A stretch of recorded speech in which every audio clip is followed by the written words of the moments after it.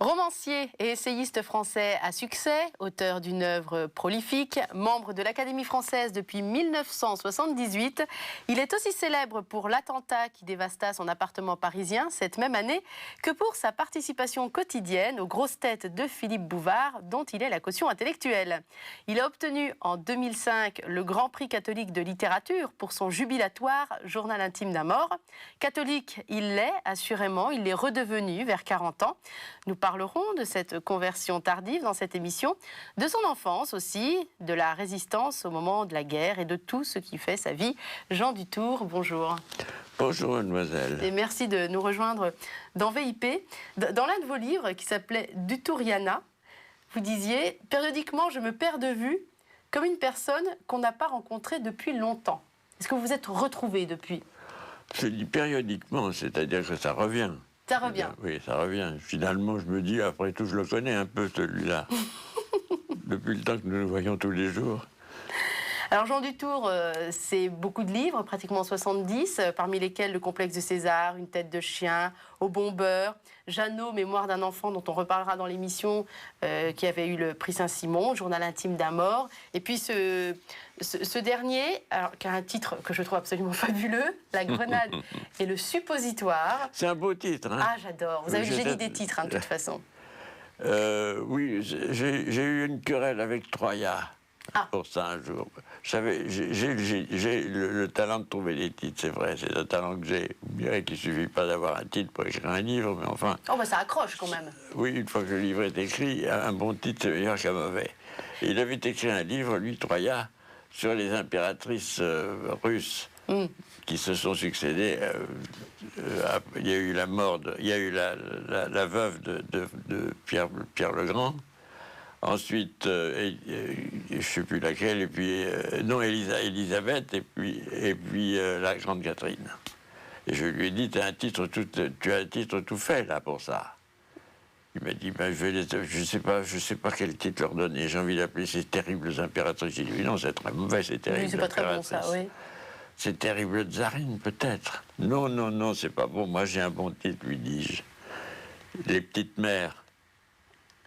C'était bien. Hein. Ah oui, c'était bien. Il ne l'a pas pris. Il l'a bien entendu qu'il ne l'a pas pris. Il m'a dit, mes lecteurs seront déconcertés. Ben moi, j'aime bien les titres originaux. Alors, on va expliquer quand même ce que c'est que ce livre. La grenade et le suppositoire regroupe des chroniques que vous avez écrites entre 1976 et 1978 pour François. Oui, j'étais éditorialiste de François, qui était encore un journal. À l'époque. Voilà, un journal qui tenait la route. Et alors, pour expliquer le titre, vous permettez que je lise la 4e de couverture? Ah, ben, je suis votre esclave ici, je fais tout ce que vous voulez. Redites-le moi encore. Alors, vous dites, pour expliquer quand même ce titre très rigolo, la chronique est un art qui tient du lancer de la grenade et de l'introduction du suppositoire. Je veux dire par là qu'il faut bien viser afin que l'engin qu'on envoie éclate à la place exacte où il doit éclater et fasse tous les dégâts souhaitables. Quant à l'introduction du suppositoire, c'est une manœuvre tout aussi délicate et qui ne demande pas moins de doigté. Cela consiste à aborder le sujet de biais de la façon la plus anodine possible et à arriver par une gradation presque invisible à énoncer en queue d'article une chose énorme qui, dite d'entrée, aurait paru choquante ou ridicule. C'est dit de manière rigolote, mais pour moi, c'est une vraie leçon de journalisme sur la manière d'orienter et de trouver un angle par rapport à une chronique. Il faut toujours chercher l'angle. Tout a été dit sur tout. Il ne faut jamais tomber dans un... Il ne faut jamais mettre les pieds dans un sujet comme on met les pieds dans le plat. J'avais d'emblée. C'est-à-dire qu'il faut trouver l'angle un peu original que personne n'aura vu. Il faut toujours prendre des articles de biais, les sujets de biais. Les sujets, c'est pas difficile, ça. Il y en a 5 ou 6 dans chaque numéro dans chaque journal tous les matins. Mais ce qui n'est pas dans les journaux, c'est l'angle. Et vos angles sont souvent, comment dire, anticonformistes, impertinents, ressortent dans vos chroniques. Ce que je voudrais, c'est qu'ils soient inattendus. Inattendus, oui, non, mais finalement ressortent toutes vos caractéristiques à vous, celles qu'on attache à votre personne. Quand on dit anticonformiste, incorrigible, impertinent, inattendu, souvent, effectivement. Ronchon. Ronchon, ah, vous êtes ronchon? Ben, je suis président d'honneur du club des ronchons. Vous êtes nombreux dans ce club? Alors, c'est un club qui est interdit aux chiens, aux femmes, aux chiens et aux plantes vertes. Évidemment, les femmes ne sont jamais ronchons. D'accord. Ça dépend lesquels. Hein. En même temps, c'est très agréable de nous associer aux chiens et aux plantes vertes. Allez-y, continuez, Oui. Jean. Je sens que cette émission va me plaire. Oui, Continuez. c'est bien. Je dis ça pour vous faire plaisir, justement. Je suis ravie. Alors, c'est interdit aux femmes, aux chiens et aux plantes vertes. Oui. Et nous sommes environ 19. D'accord. Et vous faites quoi alors? Vous vous retrouvez, vous ronchonnez? On ne fait rien. Vous ne faites rien, Nous vous avons, ronchonnez. nous avons la qualité de ronchon intérieur. D'accord. Et vous êtes un ronchon supérieur, vous Non, êtes... de ronchon intérieur, pas inférieur. Mais il y a un grand maître ronchon qui est vous? C'est donc vous ronchonnez mieux que les autres. Il y a le président du club des ronchons, qui est Pocard, qui l'a fondé, et qui m'a demandé d'en être le président d'honneur. Alors j'ai accepté, bien entendu, le club des ronchons, c'était fait pour moi. Bien sûr. Voilà. Alors quand on a Mais ça n'empêche pas que je trouve mieux qu'une plante verte, quand même. Ah, c'est gentil, merci. Oui. Merci, Jean. Bon, on va continuer l'émission, alors. Quand on a eu, comme vous, tous les honneurs, que ce soit des prix littéraires, l'Académie française qui vous ouvre ses bras, des décorations... Elle me les a ouverts après les avoir fermés 2 ou 3 fois. Hein. Oui, bah, elle a fini par... Oui, elle a fini par elle a fini par céder. Voilà, de guerre lasse. Et après un attentat, d'ailleurs, dont j'ai parlé, oui. C'est peu de temps après cet attentat qu'a dévasté votre appartement parisien, vous avez été admis. Oui, Druon m'a téléphoné après, en me disant, je trouve que j'en fais vraiment beaucoup. Faire sauter son appartement pour rentrer à l'Académie française. Est-ce que, soyons sérieux 2 minutes, vous avez trouvé qui étaient les auteurs de cet attentat ou pas? Ah non, je ne sais toujours pas. Vous ne savez toujours pas? Non. Des années après, 30 la ans police après s'est un peu excitée pendant une semaine, et puis au bout d'une semaine, j'ai plus entendu parler de rien. Et Michel Debré, qui a eu un plasticage comme moi, m'a dit, moi non plus, ça n'a intéressé absolument personne. Ça n'a pas eu plus d'impact qu'un vol de bicyclette. Oui, ben voilà. Alors voilà. Que vous, bon, ça n'a fait aucune victime, hein, précisons-le, mais vous avez dû... Bon, enfin, quand je suis arrivé devant le désastre, j'ai eu une parole historique et j'ai dit 2 minutes d'emmerdement, non, 2 minutes de tragédie, 2 ans d'emmerdement. Et ben voilà. J'imagine que ça n'a pas dû être... Ben, c'est exactement ce qui s'est passé. Ça a duré 2 minutes le temps que je vois les dégâts, et puis 2 heures le temps que je... 2 ans le temps que je les répare.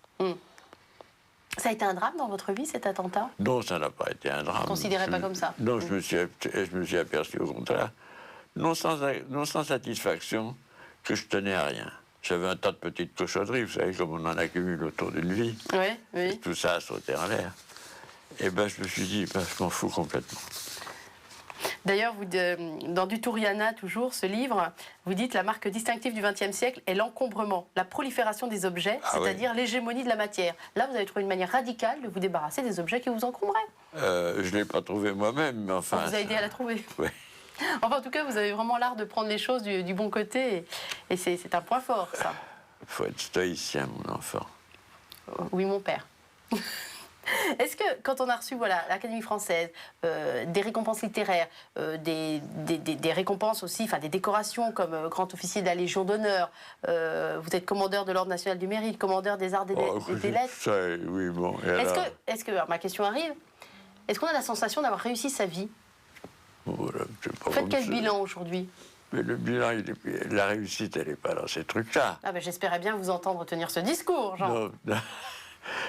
La réussite, elle est dans est-ce qu'on a fait ce que l'on sentait être un devoir au fond de soi-même. Et vous? Moi, j'ai le sentiment, oui, j'avais une petite chanson à chanter que personne ne pouvait chanter à ma place, et il me semble que je l'ai fait. Ça vous fait quoi d'être immortel? Qu'est-ce que ça passe? Je suis immortel pour toute ma vie, comme on disait dans la peste de Percé Gaillavet. Ben, je suis immortel, vous savez. Quand j'ai eu envie de me présenter à l'Académie, j'ai été voir Monterland.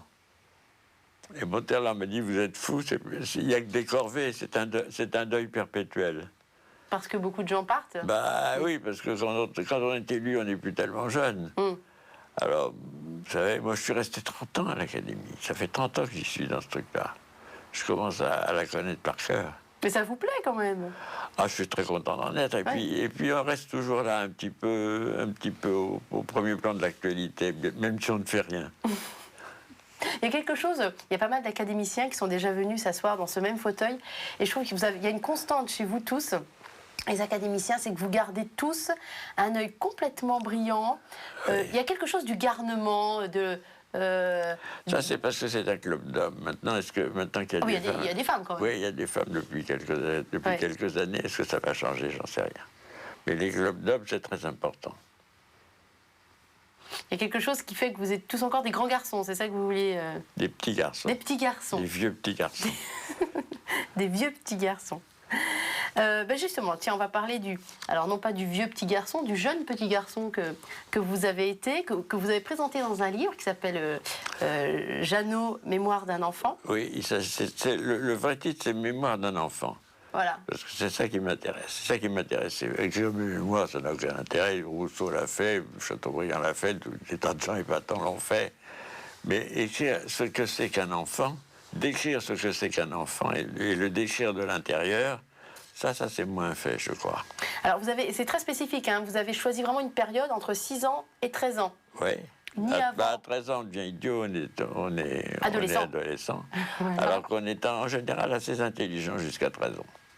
Et puis 13 ans, c'est l'arrivée d'Hitler au pouvoir, on est en 1933, oui. on passe à des choses plus sérieuses. Oui. Et vous avez voulu vous focaliser sur l'enfance. Sur ce qu'est un enfant. Un enfant n'est pas un petit homme. Dites pas que c'est le brouillon de l'adulte, certainement pas. Ah non, absolument pas. Certainement absolument pas. C'est une personne complètement différente. C'est ce que j'ai essayé de montrer en racontant ma vie, qui m'est d'ailleurs revenue très, très facilement. Oui, c'est foisonnant de détails, et ça nous remet en question, nous lecteurs. On se dit, mais est-ce que moi, si je réfléchissais à mon enfance entre 6 et 13 ans, j'aurais autant de détails? Est-ce que je me souviendrais autant des choses? Et vous vous souvenez du nom de tous vos professeurs, des notes que vous avez eues à tel devoir. Enfin, c'est saisissant quand même, cette prolifération de détails. J'ai toujours eu une très bonne mémoire. Je peux vous réciter des tonnes de vers. Ah oui, s'il vous plaît. Peut-être pas des tonnes, mais quelques-uns qui vous viendraient là. Fuir là-bas, fuir. Je sens que les oiseaux sont ivres d'être parmi l'écume inconnue et les cieux. Rien ni les vieux jardins reflétés par les yeux ne retiendra ce cœur qui dans la mer se trempe, ô nuit ni la clarté déserte de ma lampe, sur le vide papier que sa blancheur défend, et ni la jeune mère allaitant son enfant, je partirai, steamer balançant ta mature, lève l'ancre pour une exotique nature. Bon, ben, ça suffit comme ça. C'est qui Ah, devinez. Oh, aucune idée, franchement. Aucune idée? Ah non, vous allez m'humilier. C'est un des poèmes les plus célèbres de Mallarmé. Ah ben voilà, bon, ben j'ai honte. Que voulez-vous? Vous avez honte, oui, mais en même temps, face à un académicien, j'ai un peu moins honte quand même. Bah oui, après tout, c'est mon boulot. Alors, votre enfance, dans ce livre notamment, on découvre un enfant finalement assez raisonnable. Je ne voyais plus chahuteur que ça, raisonnable, prudent, un peu philosophe même. Oui, c'est ça. Enfant lecteur.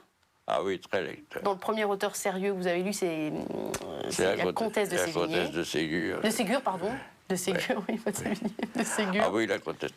De Ségur, avec quoi? La Comtesse de Ségur, je l'ai adoré. Oui. J'ai lu aussi, j'ai lu tout ce qu'on lisait à cette époque. J'ai lu Le Sapeur Camembert, Bécassine, etc. Vous avez passé votre petite enfance en Haute-Loire, à Brioude. Vous êtes arrivé assez rapidement à Paris. Oui. Il y a eu un drame dans votre enfance qui est la perte de votre maman à l'âge Oui, ma mère est morte quand j'avais 7 ans. de la phtisie. Oui, de la phtisie, qui était encore une maladie qui tuait. En 1937. En 1927. Oui, vous êtes de 1920, donc 1927. Ouais. Et il s'est passé une drôle de chose à l'époque, c'est qu'on ne vous a pas dit qu'elle était partie. On ne vous a pas dit qu'elle était morte. Non. On vous l'a cachée. Oui, on me l'a cachée pendant plusieurs mois. Mais je sentais qu'elle était morte. Et j'essayais de faire parler les gens. Et puis finalement, j'ai fait parler mon père. Il me l'a dit. Je me rappelle encore l'endroit où c'était. C'était avenue de la Grande Armée, sur l'esplanade où il y a le métro, qui ne s'appelait pas Argentine à cette époque, mais encore Obligado. Je ne savais d'ailleurs pas ce que c'était qu'Obligado. Une de ces victoires obscures qu'on remporte dans des pays que personne ne connaît. Mais c'est vrai que vous vouliez savoir la vérité? Je voulais qu'on me le dise. Ouais. J'avais besoin de... Non, le savoir, je le savais, j'en avais l'intuition très profonde. Je voulais que quelqu'un vous confirmer cette intuition. Ça me le confirme, c'est ça. Et votre papa a fini par lâcher le morceau. Et mon père a fini par lâcher le morceau, oui. Et comment le petit Jeannot, il s'est construit sans sa maman? Mais j'ai pas eu de mère. Comment il s'est construit? J'ai pas construit, j'ai rien construit. Parce que vous avez vécu après avec votre papa, qui n'était pas un homme très facile. Enfin, il était coléreux. Il avait un certain caractère. Il voilà. était coléreux, il avait ce trait particulier des coléreux, c'est que ça durait 1 minute. Au bout d'1 minute, le calme revenait, le sourire revenait, etc. Et moi, je ne comprenais pas ça. Je me disais, si je me mettais en colère, eh ben, il leur faudrait davantage pour me faire revenir. Vous n'êtes sans doute pas coléreux, mais vous êtes tenace, parce que votre papa a passé votre enfance et votre adolescence à vouloir que vous soyez chirurgien. Oui. Et vous l'avez laissé dire pendant des années et des années, en sachant pertinemment que vous ne seriez pas chirurgien, vu que déjà que la règle de 3, c'est quelque chose qui vous échappe complètement. Ah, complètement. Sachez que nous sommes 2. Ah, moi non nous plus, sommes je 2. ne comprends rien. Vous aussi, vous Quand j'ai lu ça, je me suis dit, mais même si un académicien ne connaît rien à la règle de 3, je suis sauvée. Voilà, vous voyez. J'ai même jamais su ce que c'était. Ah ben voilà. Mais vous étiez un Il lettré. dit à quoi ça servait? Ah, ça, lettré, je l'étais. Oui. J'étais pas matheux, mais j'étais lettré. Il a fallu tenir tête à ce papa pour imposer votre vocation personnelle, on va dire. Oh non, d'ailleurs, ça a pris des années. Et puis, il y a eu la guerre qui est venue m'aider. C'est-à-dire? C'est-à-dire que quand il a fallu faire la guerre, je me suis dit, plutôt que de faire des études, j'aime mieux aller faire de la résistance. Enfin, le problème, c'est qu'au bout de 15 jours, est-ce que vous êtes rentré dans l'armée et puis qu'au bout de 15 jours, vous avez été fait... Ah, j'ai été Vous avez été fait prisonnier. J'ai été mobilisé, bien sûr, en juin 40. C'était la bonne date. Hein. Oui. Oui. Vous aviez pile l'âge qu'il fallait pour être mobilisé. Pile l'âge qu'il fallait pour être mobilisé. Alors, j'ai été fait prisonnier 15 jours plus tard. Et puis, au bout de... J'étais là dans un camp en Bretagne. Les Allemands étaient partout, hein. En Bretagne comme ailleurs. Ils nous avaient parqués dans un camp où on était 15 000 prisonniers. Et je me suis dit, au bout de 15 jours, un mois peut-être, j'ai eu une idée géniale qui m'a traversé la tête. Je me suis dit, mais quand on est prisonnier, qu'est-ce qu'on fait? On s'évade? Bah oui. Donc vous vous êtes évadé. Alors je me suis évadé. C'était d'ailleurs assez facile. Il suffisait de mettre un pied devant l'autre. Ah oui, ça a été si facile que ça. Enfin, pas tout à fait, mais presque. Oui. Et après, il y a un moment, vous êtes repassé à Paris, vous êtes rentré à la Sorbonne. Oui, je suis... et là j'ai connu mon premier homme de génie. Votre premier homme de génie? Le premier homme de génie que j'ai connu, je l'ai trouvé à la Sorbonne. Et c'était? C'était Gaston Bachelard. Qui était votre témoin de mariage plus tard. Témoin, je l'admirais tellement, je l'aimais tellement, que je lui ai demandé d'être le témoin de mon mariage, d'être témoin à mon mariage. Et il a dit oui, le cher homme. Est-ce qu'il a accepté? Oui. Il a accepté, il a fait un discours flamboyant. Et suite à ça, donc il y a eu la Sorbonne, avec une licence, je crois que vous n'avez jamais décroché parce qu'il manquait un petit UV en philosophie. Il manquait un certificat, Voilà. il manquait un certificat de psychologie. De psychologie, c'était pas oui, c'est assez rigolo parce que j'ai fait carrière là-dedans par la suite. Comme quoi. Il y a eu le mariage et puis ensuite vous êtes entré dans la résistance. Je suis entré dans la résistance en 42, par là, 42, 43. Ça reste des années précises pour vous? Enfin, ouais. Vous vous souvenez précisément de votre enfance, donc j'imagine que la résistance aussi. Oui, très bien, naturellement. Avec l'envie d'en découdre? Avec l'envie de faire ce qu'on me disait de faire, parce que quand on était dans la résistance, on était comme un soldat, il fallait obéir. Vous faisiez quoi dans la résistance exactement? J'ai fait toutes sortes de choses, et en particulier, j'ai été responsable de la propagande et de la diffusion d'un petit journal qui s'appelait Libération. Et qui a donné par la suite à un journal quotidien à Paris qui s'appelait Libération, mais qui n'est pas celui actuel. Qui n'est pas celui qu'on connaît actuellement. Non. J'étais encore bien loin d'être né lorsque le mien est mort, lorsque ma Libération est mort. Vous avez été arrêté au début de 1944? Oui, j'ai été arrêté. Oui, mais on ne va pas raconter ma vie, ça n'a aucun intérêt. Non, mais si, c'est intéressant, c'est intéressant. Tout le monde s'en fout de ma vie. Bah, pas du tout. C'est le but de l'émission. Ah bon, c'est le but de l'émission? Ah oui, entre autres. Bon, j'ai été arrêté, j'ai passé 15 jours en prison. Et puis comme vous avez la sale manie de vous évader... Et puis voilà, je me suis réévadé. D'autant plus un jour, on m'a extrait de la prison, on m'a coupé les cheveux. Et alors là, j'ai eu un sentiment extrêmement curieux.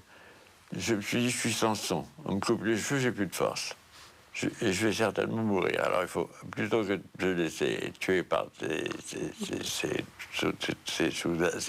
ces soudards, étranger, eh ben je vais m'évader. Et vous êtes arrivé juste à temps pour la libération de Paris? Et je suis arrivé juste à temps pour la libération de Paris, enfin pas un petit peu avant quand même. Mais j'ai retrouvé tous les copains tout de suite, enfin les amis, les autres résistants de mon réseau. Et à la libération, j'y ai pris part et je me suis bien amusé. C'est une vision, effectivement, de la libération et de la guerre. Ah, c'était Mais vous savez, formidable. Pour des gens de mon âge, c'est intéressant de rencontrer des gens qui ont fait l'histoire. C'était formidable. Je n'ai pas fait l'histoire, c'est pas ça. Oh bah, un petit peu quand même à votre niveau, vous y avez participé. L'histoire, c'est Fontenoy, Austerlitz. Ah oui, non, mais c'est l'histoire d'avant, ça, encore. Ah oui, mais c'est plus chouette. Puis le costume était plus beau. Quand on a préparé l'émission au téléphone, vous m'avez dit, d'accord, je suis romancier, d'accord, je suis essayiste, mais savez-vous, mademoiselle, je suis prophète. Alors expliquez-moi ça. Vous m'avez dit, c'est facile d'être un prophète. C'est très facile d'être un prophète, il s'agit d'appliquer le principe de causalité. C'est-à-dire toute cause produit automatiquement tel effet. Et ce qui me frappe beaucoup dans les gens qui font la politique, c'est qu'ils ne connaissent pas le principe de causalité. Ils ne l'appliquent, ou tout au moins ils ne l'appliquent pas. Car ils font n'importe quoi dont on sait d'avance que ça va être une catastrophe. Que ça ne peut pas être autre chose qu'une catastrophe.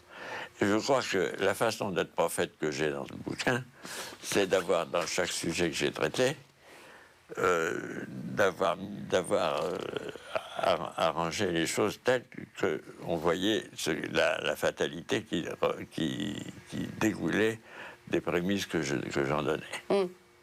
D'ailleurs, dans ces chroniques, donc je sais, elles se situent entre 1976 et 1978. Oui, il y a 2 ans. Outre le fait que c'est très intéressant, parce qu'on replonge dans une époque, moi j'étais un peu petite pour m'en souvenir, mais ce qui est très très drôle, et je trouve que le côté prophète il ressort là aussi, c'est qu'il y a des chroniques, il suffit de changer de nom, que ce soit des chroniques sur la politique, le sport ou que sais-je, et vous pouvez réutiliser la chronique aujourd'hui dans un journal d'aujourd'hui en ne changeant pas un mot, si ce n'est les 2 noms des hommes politiques ou les 2 noms des sportifs ou les 2 noms des protagonistes principaux. Vous avez conscience de ça? Parce que toute cause produit le même effet. Voilà. Ça laisse à réfléchir. Cause, même effet. Ça réfléchit quand même sur la soi-disant évolution de notre société, non? Il y a une petite blague que j'ai émise dans un livre que vous avez cité 2 ou 3 fois, là, qui est du Turiana, où je dis que tout se passe de la même façon depuis Babylone, que c'est exactement pareil que Paris, New York, Babylone, Rome, et que si Dieu passe sa vie à regarder les hommes, eh bien, il est peut-être mort, comme disent les philosophes, mais mort d'ennui. C'est vous qui avez prononcé son nom en premier, on va en parler de Dieu. Vous avez été élevé dans la religion catholique, avec une maman qui était très très pieuse. Oui, elle était très pieuse, ma mère. Vous, un peu moins, hein? Oh ben, moi, je ne comprenais rien. Oui, c'est le latin, le côté latin de la messe. C'était comme la règle de 3. Oui, c'était ça. Ça n'entrait pas. Il y avait la messe et la règle de 3, ça ne rentrait pas. Non. D'accord. Vous êtes en tout cas somptueusement ennuyé pendant les messes, communion, cérémonie. Forcément. Et puis je suis tombé sur un catéchiste qui me détestait. Oh, bah, peut-être que vous y avez un peu le pitre aussi, non? Non, pas plus que ça. Écoutez, la partie était illégale. J'avais 8 ans ou 9 ans. Il en avait 40 ou 45 ou 50.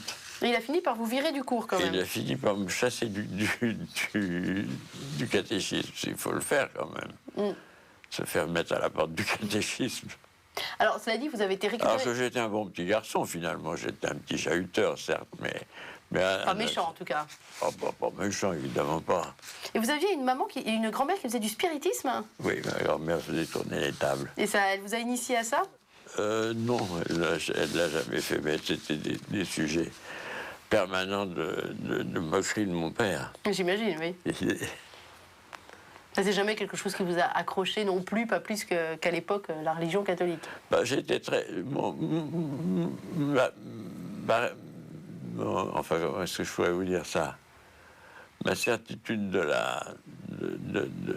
du fait que les esprits se matérialisaient dans les tables tournantes a été très battue en brèche par mon père qui se moquait énormément de cette manie de ma grand-mère. Mais ma grand-mère avait aussi des raisons, elle avait perdu tous ses enfants. Elle les recherchait dans l'au-delà, comme ça. C'est une manière de se consoler aussi, peut-être. C'était certainement ça pour elle, en effet. Alors, en particulier, entre autres choses, parce qu'il n'y avait pas que ça, il croyait vraiment. Je disais en introduction d'émission que vous étiez revenu à la foi catholique bien des années plus tard, vers 40 ans. Ouais. Racontez-nous un peu cette conversion. Cette conversion a eu lieu.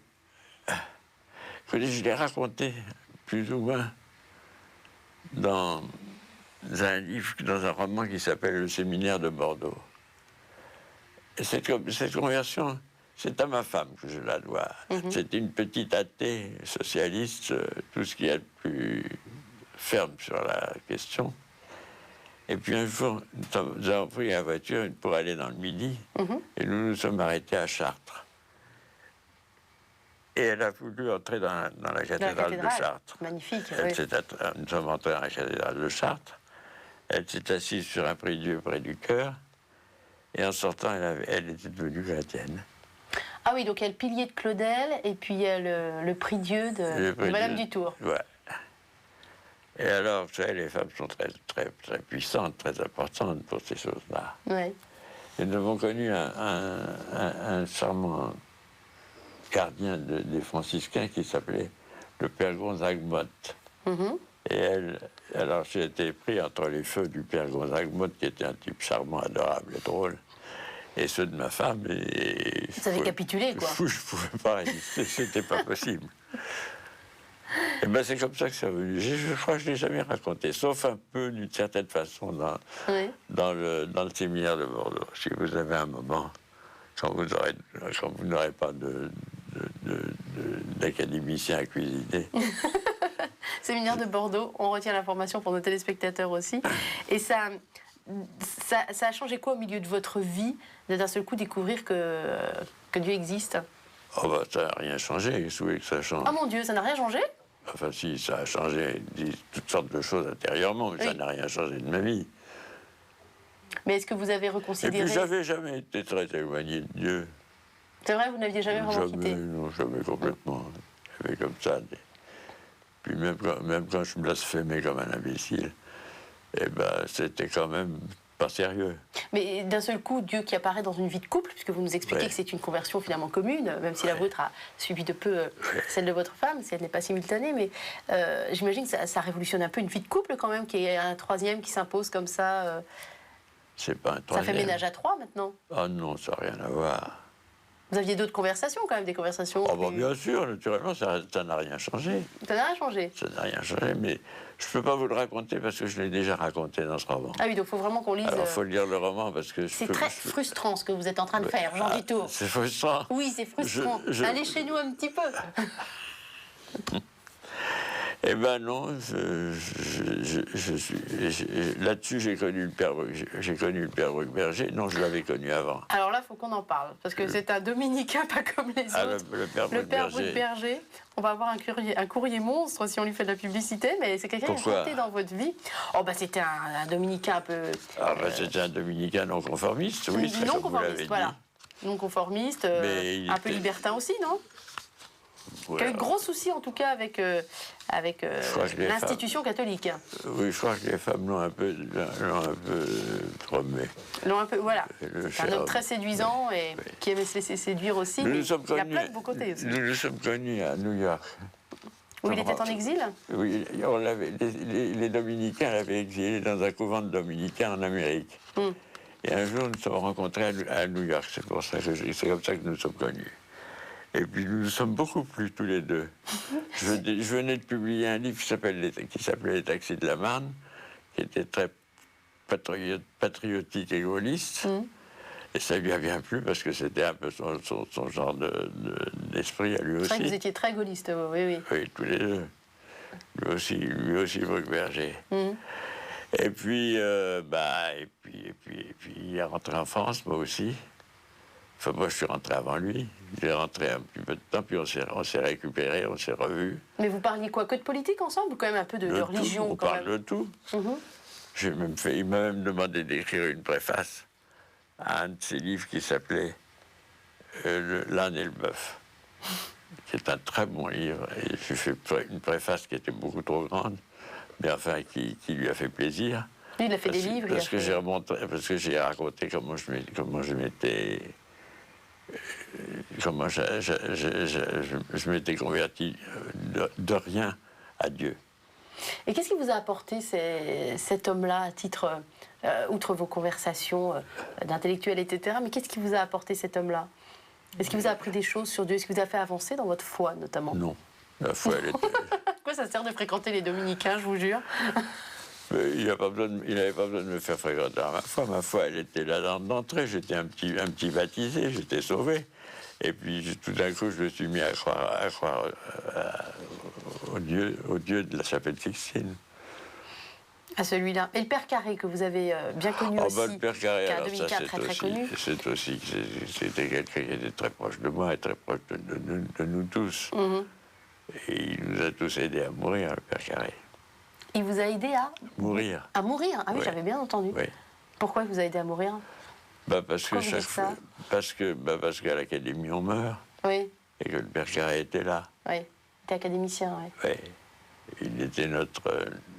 c'est un saint, c'est un ange. C'est important d'avoir un prêtre à l'Académie? Je sais pas, moi j'ai connu surtout le Père Carré et un peu Lustiger. Ah bah Lustiger quand même, oui. Oui, ah oui.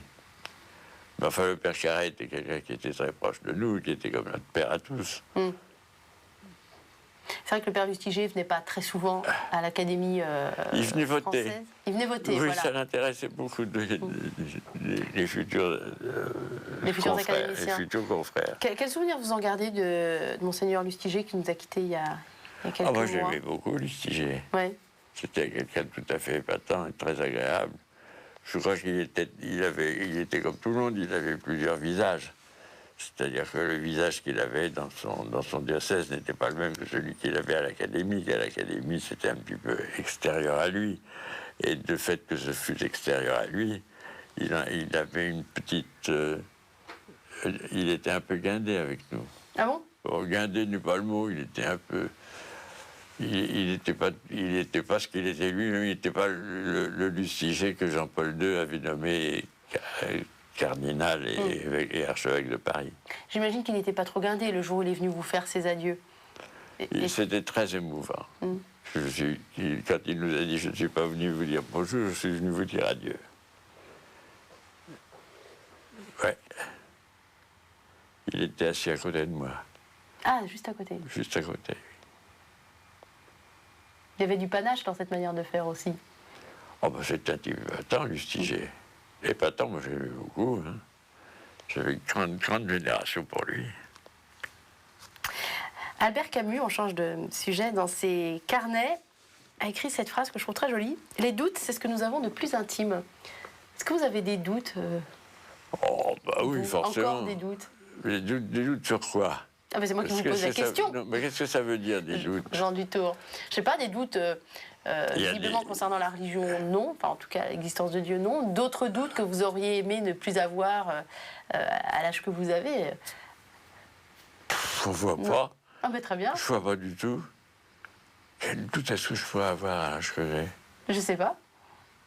Je ne vois pas non plus. Ah, ben très bien, mais c'est que vous n'en avez pas. Je sais pas. Non, je ne me vois pas de doute. Vous avez... Quitte à ce que les gens disent en m'écoutant, bah tu as une doute de rien. Voilà. vous avez, j'imagine, une échelle de valeurs, comme on en a tous une, et en haut de cette échelle de valeurs, vous m'aviez dit que vous mettiez surtout la charité. Parmi toutes les valeurs qui peuvent exister. Parmi les vertus à avoir, oui, je crois que quand on a la charité, on a tout le reste. Ouais. La charité, c'est pas... D'ailleurs, il suffit de le voir aujourd'hui où tout le monde est athée et égoïste. Dans les bulletins météorologiques, on ne dit pas vous fêterez la Saint-Cyprien, mais vous fêterez les Cypriens. De même qu'on ne parle plus de charité, on parle d'œuvres caritatives. Oui, de solidarité aussi. Oui, c'est exaspérant. Tout ça, c'est pour le... L'académicien que vous êtes est exaspéré par ces... Oui, parce que c'est la déesse raison, ça. C'est-à-dire une bonne femme à poil qu'on fait trôner à l'intérieur de Notre-Dame. Oui. Ça vous énerve? Je trouve que c'est pas sa place. Qu'est-ce que la charité, ou plutôt le manque de charité? En fait, vous m'avez dit c'est surtout le manque de charité m'exaspère. Ouais. Vous en avez, j'imagine, été témoin à plusieurs reprises. Oh, bah, tout le temps. Tout au long Ouais. de votre vie. Mais qu'est-ce que ce mot charité, à titre personnel, trouve comme écho chez vous, trouve comme résonance? Est-ce que ça relève de pensées, d'intentions, d'attitudes précises? Est-ce que ça vous fait penser à quelqu'un de précis, la charité, ou à une période précise de votre vie? Enfin, quel écho ça trouve en vous? Attendez, c'est une question calée. C'est une question qui est beaucoup trop longue, je vais la raconter. C'est une question calée, ça. C'est une question calée? Ouais. Ah, si j'arrive à vous faire caler... Qu'est-ce que je pourrais vous dire pour vous répondre à ça? Elle est très présente, hein, la charité, dans les écrits bibliques, à différents endroits. Il y a cette fameuse phrase qu'on connaît tous de saint Paul aux Corinthiens qui dit « J'aurais beau parler toutes les langues de la terre et du ciel, si je n'ai pas la charité, s'il me manque l'amour, charité égale amour, je ne suis qu'un cuivre qui résonne, une cymbale retentissante. » Pour vous, c'est ça, charité égale amour? Vous l'interprétez pareil? C'est ça, il faut aimer tout le monde. Il faut aimer tout le monde? Oui, c'est pas facile. Bah, c'est pour ça que c'est beau. Ouais. Ça, c'est une jolie réponse. Vous y arrivez, vous? J'essaye. Ouais, bah dites-moi comment vous faites, ça m'intéresse. Eh bien, j'ai l'absence de parti pris. Ça m'empêche pas d'être très mauvaise langue. Ça veut dire quoi? Que vous arrivez devant quelqu'un, vous arrivez totalement vierge d'opinion? Non, l'autre jour, on m'a parlé d'un livre d'un de mes confrères de l'Académie, et on me disait... attendez que je me rappelle exactement les termes. C'est un livre, on s'aperçoit que c'est un livre. Ah, oui, est-ce que vous avez lu le livre d'un tel? Et j'ai répondu ce qui est exactement l'antithèse de la charité. J'ai répondu non, il ne les lit même pas lui-même. Ah oui? Oui, voilà. On sait et en ayant dit ça, je suis un vrai salaud. Allez hop, à confesse. Aller à confesse, ça devient difficile parce que, vous savez, il y a un mot de Claudel admirable que je vous donne et que vous ne connaissez certainement pas. Ah, dites-moi, Claudel. À mesure qu'on vieillit, on perd ses défauts parce qu'on n'en a plus besoin. C'est tellement vrai. Ah oui. Et si profond. Ouais. Quels sont les auteurs que vous relisez, vous, en ce moment? Ou les auteurs qui vous ont toujours accompagné, peut-être, aussi? Je sais qu'il y a eu Verlaine, à une époque. Toujours, je considère que c'est probablement le plus grand poète français. Oui.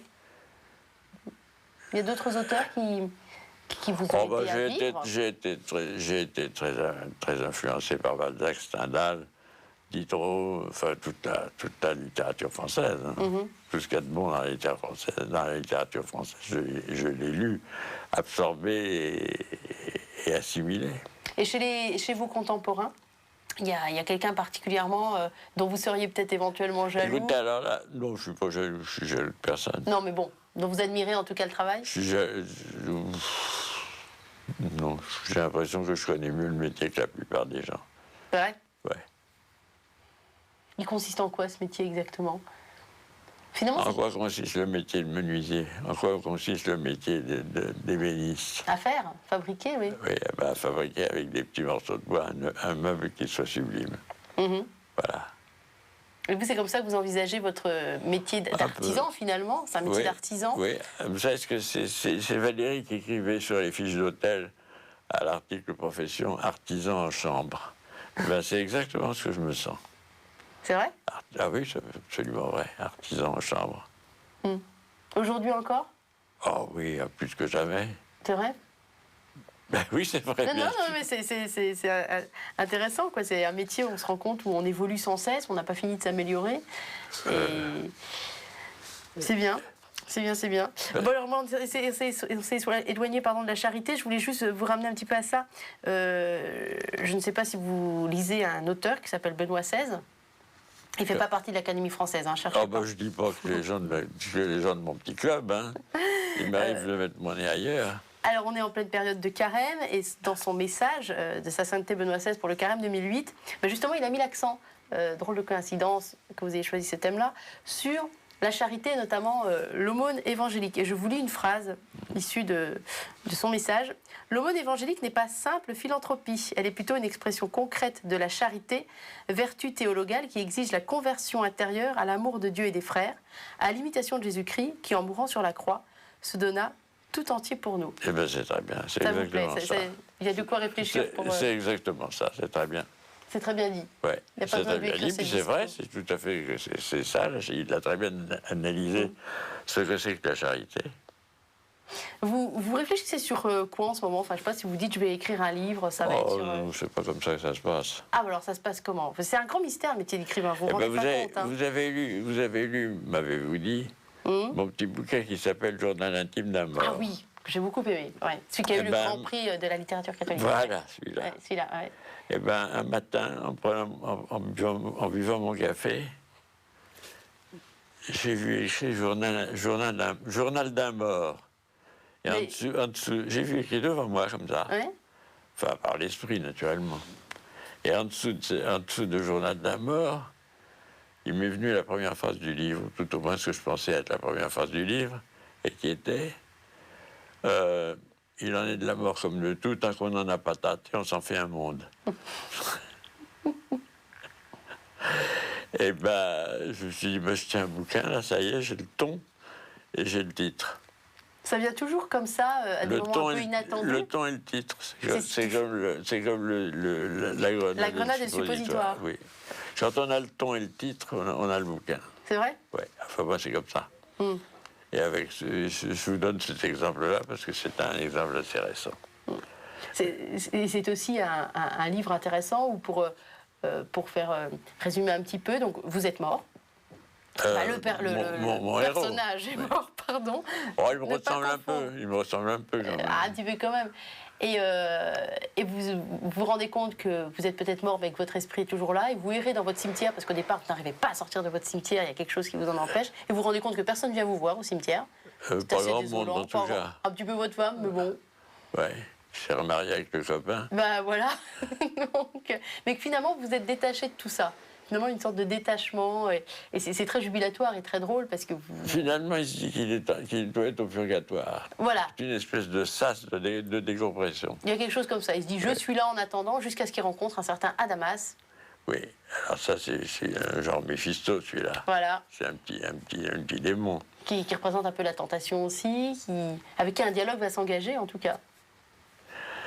Bah, plus qu'un dialogue, une espèce de vie, de vie côte à côte. De cohabitation, voilà. Dans l'abstraction. Oui, de cohabitation. Oui. Et de réfléchir comme ça sur... Parce que finalement, forcément, ça vous fait gamberger sur la mort, forcément, quand on écrit un... Il en est de la mort comme de tout le reste. Tant qu'on n'en a pas tenté, on s'en fait une montagne. Voilà, exactement. Mais ça vous fait peur, vous? C'est quelque chose qui vous fait peur, cette échéance-là? Pas du tout? Oh, pas du tout. Je crois qu'à mesure qu'on vieillit, on en a de moins en moins peur. D'abord parce qu'il se passe dans le vieillissement une espèce d'usure de fatigue. On se dit, oh là là, bientôt les vacances. Hein. La Terre, on en a jusque-là. Et puis on est comme Dieu. Avoir les hommes qui refont tout le temps la même chose depuis 10 000 ans, ou 20 000 ans, ou 30 000 ans, on meurt d'ennui. Hein. Il y a un épuisement, en tout cas. Je sais pas. Mais ça, c'est pas des choses à vous dire à vous. Oh, bah, pourquoi pas. Qui est une jeune femme pleine de vie et de force. Vous avez pensé à... C'est des idées de vieillard. Mais c'est très sain de penser à la mort. Au contraire. Moi, je trouve aussi. Et assez consolant, d'ailleurs. Consolant? Ouais. Les gens savent pas ça. Pourquoi consolant? Parce que c'est un petit peu comme les vacances. On se dit, je vais bosser toute l'année, et là, maintenant, je vais pouvoir un petit peu m'étendre les doigts de pied au soleil. Finalement, vous abordez ce sujet-là comme tout autre sujet moins grave, comme de manière avec un angle un peu... Alors, non pas un angle mort, mais un angle un peu inattendu, un peu... Ah, c'est les vacances, j'y vais. Enfin, fidèle à vous-même. Et puis quoi, il faut un peu avoir confiance. C'est pas vous que je devrais le dire. Vous qui m'accueillez dans une radio catholique. Une télévision, ouais, catholique. Oui. Une télévision, En tout cas, vous avez cette confiance chevillée au corps. Je crois, oui, je crois. Oui, avec de temps en temps des moments de doute, naturellement. Et si je m'étais gouré? Et puis, ça revient quand même, comme ça. Vous avez réfléchi à ce que vous allez dire à Dieu quand vous le verrez? Ou est-ce que vous aimeriez qu'il vous dise lui, non ou... C'est à lui de parler, je n'oserais jamais parler devant Dieu. C'est lui qui parlera. Je vous propose, Jean Dutour, de terminer l'émission avec des petites questions un peu plus légères que les dernières qui viennent d'être posées. Oui, parce que dites-donc, On est grave, là. C'était pas gay. Attendez. Des petites questions qui...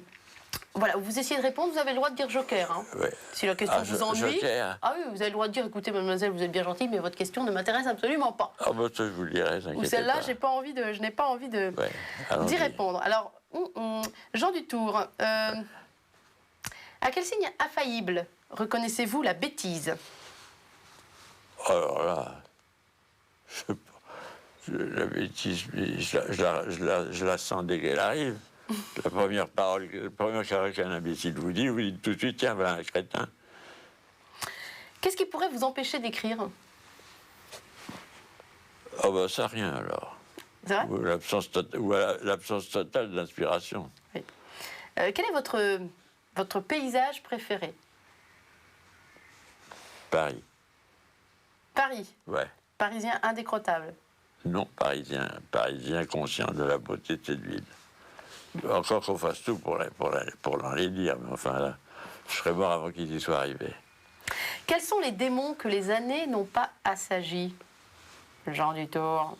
Il y en a bien quelques-uns quand même. Oui, il y en a quelques-uns, mais je ne vous les dirai pas. Oh, bah si, un démon que les années n'ont pas assagi. Vous voulez vraiment que je vous le dise? On est là pour ça, c'est une émission de confidence. Devant une jolie fille comme ça en face de moi qui me demande de parler de moi.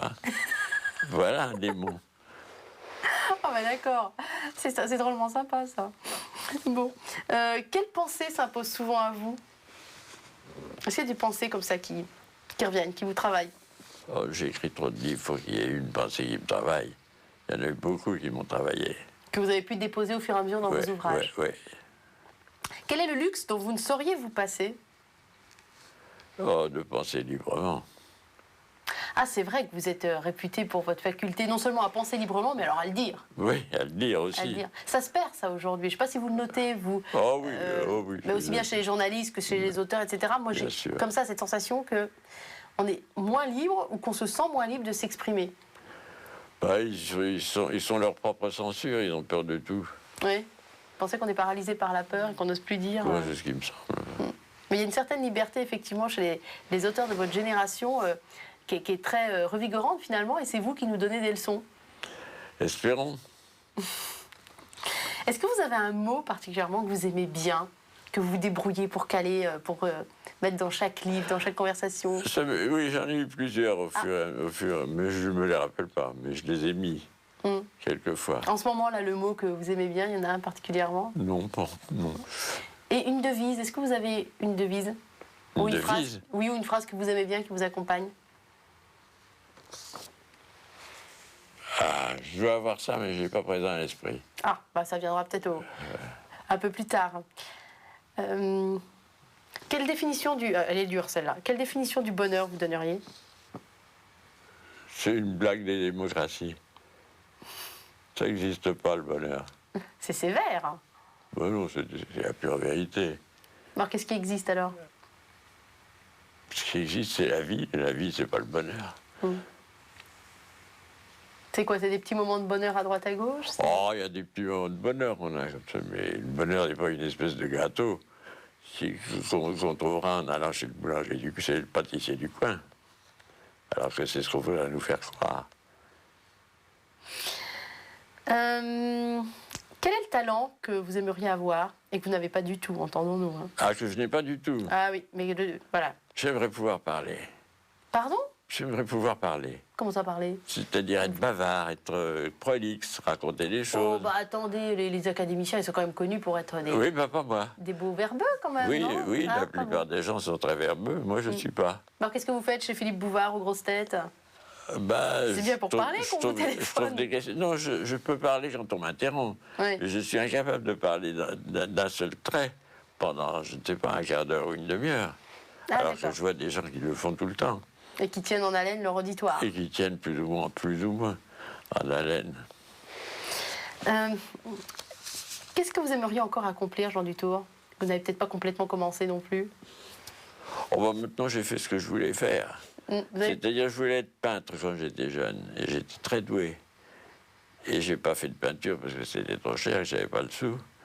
Il faut acheter des timbres, des toiles, des pinceaux, etc. Que tout ça, ça demande une mise de fonds. Alors je me suis dit, bah, j'ai un autre art avec lequel je pourrais peut-être me débrouiller, c'est la littérature. Ça coûte pas cher, la littérature. Il suffit d'avoir un crayon et un papier. Et puis au bout de 3-4 mois, je me suis dit, mais c'est idiot d'avoir choisi la littérature alors que j'étais tellement doué pour la peinture et que j'aimais tellement ça. Et puis par une espèce d'alchimie bizarre, tout ce que j'avais appris dans un art s'est porté dans un autre. Et au final, vous avez peint alors ou pas? Non, j'ai pu. À partir de 20 ans, j'ai pu arrêter. Je n'ai plus tenu un pinceau de ma vie. C'est quoi, le grand loupé ou J'aurais bien aimé être peintre. Je crois que j'aurais été un meilleur peintre qu'écrivain. Ah, bah dites voir. Ben moi, je vous remercie d'être venu nous voir dans cette émission VIP. Qu'est-ce qu'on peut vous souhaiter pour la suite? Ça veut dire que c'est fini, ça? Oui, ça veut dire que c'est fini, moi, je me plaisais bien. Ah bon? On en fera une autre. Qu'est-ce qu'on peut vous souhaiter, Jean, pour la suite? Pas de m'inviter. De vous réinviter? Oui. D'accord. Et puis de vous amuser toujours à l'Académie? Ah, ça, je m'amuse. Vous savez, l'Académie, c'est l'auberge espagnole. Hein. On y mange ce qu'on y apporte. Moi, je vous souhaite en tout cas de garder cet œil malicieux et de continuer à nous apprendre plein de choses à nous, j'allais dire les jeunes journalistes, mais les jeunes, tout simplement. Oui, bon, je peux me permettre, non? À nous, les jeunes. Ah, bah oui, oh, bah, bien sûr. Je veux bien pouvoir dire ça. Voilà, bah, en tout cas, je vous remercie. D'ailleurs, j'étais pas indulgent pour les vieux quand j'avais votre âge. Hein. Non, mais je suis gentille. Vous êtes adorable. Ah bon? Ah non, c'est moi qui n'étais pas gentil. D'accord. En tout cas, c'était un plaisir de vous recevoir. Je vous remercie infiniment au nom de toute la chaîne. Merci Merci beaucoup, Jean Dutour.